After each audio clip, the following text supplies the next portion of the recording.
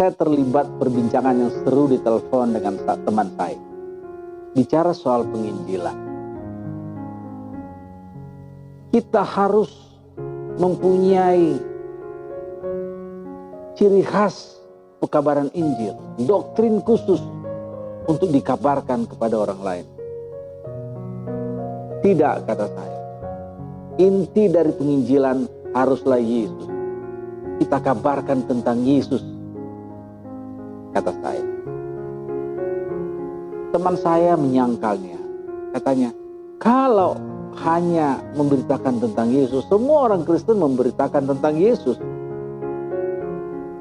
Saya menjawab kepada teman saya menerima Alkitab sebagai kebenaran karena ada Yesus di sana. Kalau tidak ada Yesus, Alkitab hanya untuk orang Yahudi, bukan untuk saya. Saya percaya Alkitab karena ada Yesus di sana. Itulah sebabnya Injil, penginjilan harus berfokus kepada Yesus di hati saya. Saudaraku, kebenaran kekristenan bukanlah skriptura, tulisan-tulisan seluruh Alkitab. Kebenaran orang Kristen adalah hidup, adalah personal, adalah pribadi, ada seorang pribadi, yaitu Yesus.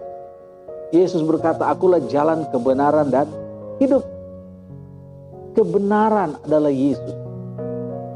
Yohanes mengatakan firman telah menjadi manusia. Yesus itu firman. Bicara soal kebenaran adalah berbicara soal hubungan kita dengan kebenaran itu sendiri, yaitu Yesus. Pertanyaan, seberapa jauhkah hubungan kita dengan Yesus? Sudah sampai di titik manakah hubungan kita dengan Yesus? Apakah hubungan kita dengan Yesus sudah sampai pada titik seperti Raja Daud merindukan Tuhan, berseru kepada Tuhan, benar-benar merindukan Tuhan, merasakan kehadiran Tuhan walaupun dia di padang gurun, dikejar-kejar oleh Raja Saul? Apakah hubungan kita dengan Yesus sudah sampai pada titik seperti Simeon, imam Ka'bah, yang menerima kedatangan Yesus, dibawa ke Ka'bah dan memeluk bayi Mesias itu dan berkata, aku sudah siap mati dan aku sudah memeluk Mesias. Ini adalah kerinduanku seumur hidupku. Apakah hubungan kita dengan Yesus sudah sampai pada titik ketika Rasul Paulus berkata, hidupku adalah Kristus dan mati adalah keuntungan?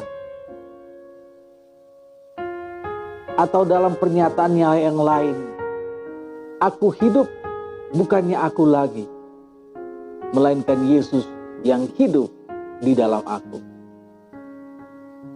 Apakah hubungan kita dengan Yesus sudah sampai pada titik di mana kita mengatakan tidak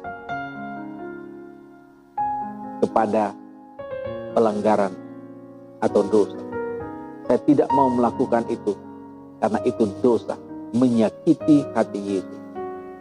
Ataukah hubungan kita dengan Yesus sudah sampai pada titik di mana kita mengatakan, saya mau melakukan karena saya mengasihi Yesus, sekalipun nyawa taruhannya. Saya mau melakukannya karena itu kehendak Yesus. Apakah hubungan kita dengan Kristus sudah sampai pada titik di mana kita mengatakan, sekalipun surga itu indah, pintunya dari mutiara, jalannya dari emas, tapi kalau tidak ada Yesus di sana, saya tidak butuh dengan surga. Saya tidak butuh surga. Saya hanya mau ke surga kalau ada Yesus di sana. Saya mau ke surga karena saya mau bertemu dengan Yesus. Kasih-Nya, ku mau menyenangkan Tuhan, hidup dalam kehendak-Nya.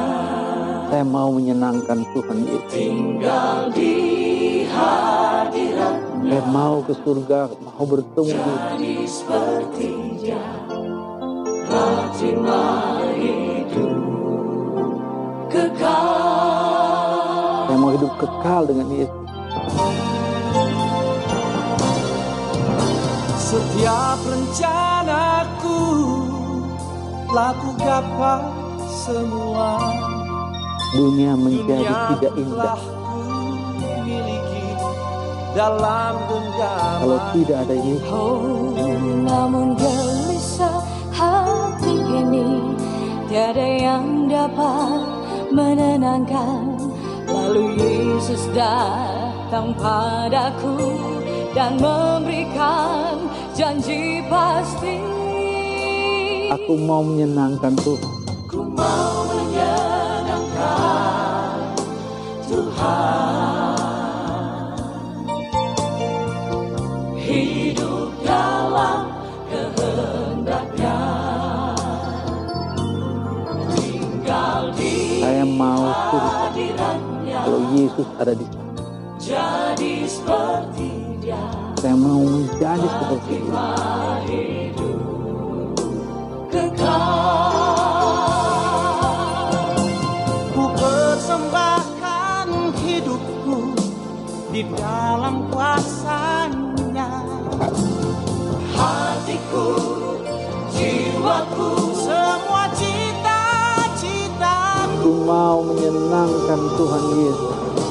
Ku mau menyenangkan. Apakah hubungan kita dengan Yesus sudah sampai pada titik ini? Hidup dalam kehendak, Menurut hukum Tuhan karena mengasihi Yesus. tinggal di hadirat. Merindukan surga karena Yesus ada di sana. Jadi seperti Dia, telah terima hidup kekal. Tinggal di hadirat. Bersama dengan Yesus selamanya, saudara. Jadi seperti Dia, telah Dia berkata, Dan mendengar kata-kata ini. "Wahai anakku, Kata-kata ini. terimalah upah surga kekal." Hidup bersama Yesus selamanya. Merupakan kerinduan kita. Merupakan kerinduan saudara dan